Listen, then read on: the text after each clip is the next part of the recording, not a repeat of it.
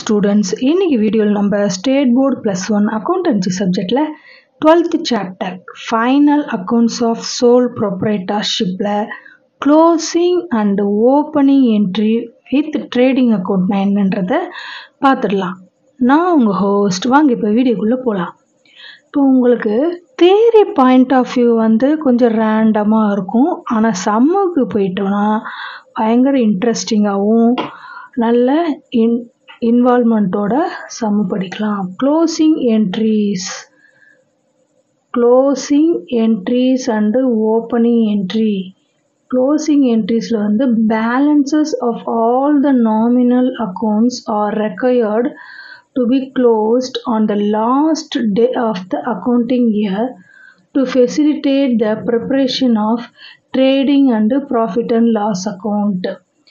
இப்போ closing entries and ஓப்பனிங் என்ட்ரிஸ்னால் ஒவ்வொரு நாமினல் அக்கௌண்ட்ஸ்லேயும் அதோடைய expenses, losses, incomes and gains எல்லாமே last day of the accounting பீரியடில் நம்ம பேலன்ஸ் எவ்வளோ அப்படின்றத கண்டுபிடிச்சாதான் ட்ரேடிங்கிற அக்கௌண்ட்டையும் ப்ராஃபிட் அண்ட் லாஸ் அக்கௌண்ட்டையும் நம்ம ப்ரிப்பேர் பண்ண முடியும். அதை தான் இங்கே சொல்லியிருக்காங்க. Balances, nominal accounts balances are closed on the last day of accounting period.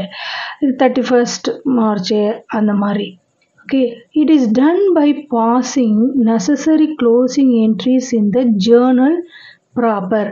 Purchases as debit balance and purchases returns இருக்குல்ல, அது கிரெடிட் பேலன்ஸ். இப்போ purchases always having the debit balance, purchase return always having the credit balance. இதுவே நம்ம closing entry போடும்போது எப்படி போடணுன்றதை பார்க்கலாம். At the end of the accounting year the balance is purchase return account is closed by transferring to purchase account. இந்த பர்ச்சேஸ் ரிட்டனை purchase அக்கௌண்ட்டுக்கு ட்ரான்ஸ்ஃபர் பண்ணுவாங்க. அதுதான் closing entry. Similarly sales account has credit balance and sales return has debit balance. At the end of the accounting year, balance in sales return account is closed by transferring to sales account. Various closing entries are as follows. சரி, உங்களுக்கு இந்த purchase return அக்கௌண்ட்டை எப்படி close பண்ணுறதுன்ட்டு உங்களுக்கு இந்த entry போட்டிருக்காங்க. Purchase return account data to purchase account. Closing purchase return account by transferring to purchase account. Then sales return அக்கௌண்ட்டுக்கு sales account data to sales return account. Closing of sales return by transferring to sales account. Returns அதை ஆட்டோமேட்டிக்காக அதோடைய இப்போ purchase ரிட்டர்னா purchase அக்கௌண்ட்டுக்கு transfer பண்ணணும், sales ரிட்டர்னா sales அக்கௌண்ட்டுக்கு ட்ரான்ஸ்ஃபர் பண்ணணும். தென் இப்போ பேசிக்காகவே உங்களுக்கு இப்போ பர்ச்சேஸ்னால் டெபிட் பேலன்ஸு, பர்ச்சேஸ் ரிட்டர்னா கிரெடிட் பேலன்ஸு. அதே மாதிரி சேல்ஸ்னால் உங்களுக்கு கிரெடிட் பேலன்ஸ், சேல்ஸ்னால் always having the credit balance. Sales ரிட்டர்ன்னா டெபிட் பேலன்ஸ். இந்த பேசிக் ஃபண்டமெண்டல் பேசிக்கை நீங்கள் ஞாபகமாக மைண்டில் வச்சுட்டிங்கன்னா இந்த ட்ரான்ஸ்ஃபரிங் என்ட்ரினா ஈஸியாக இருக்கும். தென் தேர்ட் பாயிண்டில் for closing opening stock and direct expenses items that appear on the debit side of trading account. என்னென்னலாம் ட்ரேடிங் அக்கௌண்ட்டில் டெபிட் சைடு வரும்னா trading account data to opening stock, purchase, carriage inwards, wages, all other direct expenses individually. இப்போ உங்களுக்கு purchases, opening stock, carriage இன்வர்ஸ்னால் என்ன meaning? Transport charges. Okay, வேஜஸ்னால் என்ன? The amount paid to the wages paid to the workers, அதுதான் wages. Then all other direct expenses individually. சரி, வேறு எந்த டைரக்ட் எக்ஸ்பென்சஸ்னால் கேரேஜ் இன்வர்ட்ஸ் இருக்குது, வேஜஸ், கோல், கேஸு, ஃபியூயல், இதெல்லாம் relating to the factory level, அந்த குடோன் லெவல், மேனுஃபேக்சரிங் லெவலில் ஏற்படக்கூடிய எக்ஸ்பென்சஸ். சரியா, அதை தான் டைரக்ட் எக்ஸ்பென்சஸ்ன்னு சொல்கிறோம். Garage இன்வர்ஸ்னால் transport. ஸோ இதெல்லாம் இண்டிவிஜுவலாக ஒன் பை ஒன் ட்ரேடிங் அக்கௌண்ட்டில் டெபிட் சைடு என்ட்ரி போடணும். Closing of very various items by transferring them to trading account. Then for closing sales and closing stock, that is items that appear on the credit side of trading account. என்னென்னலாம் வந்து credit side வரும்? Sales account, closing stock to trading account. Credit side sales வரும், closing stock. Closing of various items by transferring them to trading account. Debit side வர்றதெல்லாம் பார்த்துட்டோம். Then credit side sales, closing stock. Fifth pointல for transfer of gross profit or gross loss to profit and loss account. அதுக்கு வந்து trading account data to profit and loss account. அதே gross profit இருந்தா, அதே loss இருந்ததுன்னா profit and loss account data to trading account. Then sixthல for closing indirect expenses and losses, items that appear on the debit side of profit and loss account. என்னென்ன expenses? Office expenses, administration, selling, distribution, financial, provisions, depreciation and other indirect expenses. Indirect expenses na relating to office and administrative level, selling expenses, for example rent, salary, advertisement expenses, இது எல்லாமே உங்களுக்கு indirect expensesல வரும். Then closing indirect incomes, items that appear on the credit side of profit and loss account. என்னென்ன வரும்னா discount earned, commission earned, other indirect incomes. இப்போ earnedன்னு வந்தால் பெறப்பட்டது. இப்போ ஒன்லி டிஸ்கவுண்ட்ன்ற வேர்டு வந்தால் அது எக்ஸ்பென்சஸ் போயிடும். இது இன்கம், earnedனா ஒன் ஆஃப் த இன்கம், அதனால் இது கிரெடிட் சைடு போடணும் to profit and loss account. Then transfer of net profit or net loss to capital account. எதெல்லாம் வந்து நெட் ப்ராஃபிட்டாக இருந்தால் profit and loss account data to capital account, அதே net லாஸாக இருந்தால் capital account data to profit and loss account. Okay, இப்போ opening என்ட்ரினா என்னன்னு பார்த்துடலாம். The balances of various accounts which are not closed at the end of the accounting period are carried forward to the next accounting period.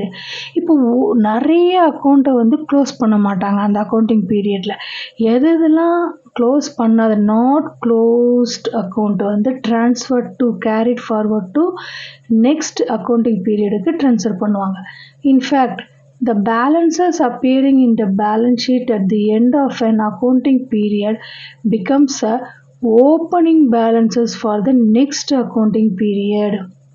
இப்போ last இயருடைய closing balance தான் next இயருடைய opening பேலன்ஸாக வரும், ஓப்பனிங் என்ட்ரியா.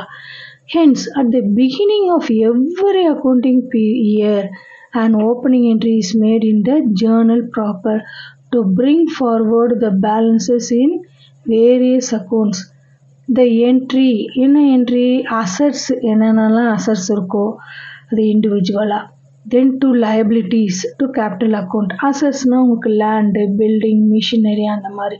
liabilitiesனால் உங்களுக்கு லோனு இல்லையா, அது மாதிரி ரெஸ்பான்சிபிலிட்டிஸ், பேங்க் லோனு, கேபிட்டல், அந்த மாதிரி ஐட்டம்ஸ் எல்லாம் liabilitiesல வரும் to capital account.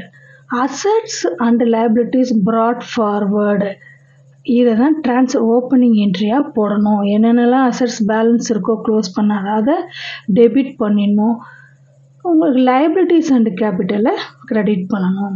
Then trading அக்கௌண்ட்னா என்னென்னு பார்த்தலாம். Trading refers to buying and selling of goods with the intention of making profit. இந்த வியாபார கணக்கு என்ன இன்டென்ஷனில் ப்ரிப்பேர் பண்ணுறாங்கன்னா ப்ராஃபிட் மேக்கிங் இன்டென்ஷனில் தான் ப்ரிப்பேர் பண்ணுறாங்க. The trading account is a nominal account which shows result of buying and selling of goods for an accounting period. என்னென்ன கூட்ஸ்லாம் வாங்கிறது விற்கிறது அது அப்படின்றத பையிங் அண்ட் செல்லிங்கை தான் ட்ரேடிங் சொல்கிறோம். According to J.R. Battery Boy, the trading account shows the result of buying and selling of goods. In preparation this account, the general establishment charges are ignored and only the transaction in goods are included. இப்போ general charges இருக்குல்ல அதெல்லாம் வந்து ignore பண்ணிடுவாங்க. Only goods involve ஆகிருக்கு இல்லையா manufacturing லெவலில், அந்த transaction தான் இந்த ட்ரேடிங்கில் அப்ளை பண்ணுவாங்க. Trading account is prepared to find out the difference between the revenue from sales and cost of goods sold. ரெண்டுத்துக்கும் உள்ள டிஃப்ரென்ஸ் எது சேல்ஸுக்கும் காஸ்ட் ஆஃப் குட்ஸ் சோல்டுக்கும் உள்ள டிஃபரன்ஸை தான் நம்ம என்ன பண்ணுறோம், revenue. Cost of goods sold அதுதான் ஈக்குவல் டு டிஃப்ரென்ஸ் இருக்கு இல்லையா, equal to revenue, income of the business. இது ரெண்டுத்துக்கும் உள்ள difference. Cost of goods sold refers to directly related to cost.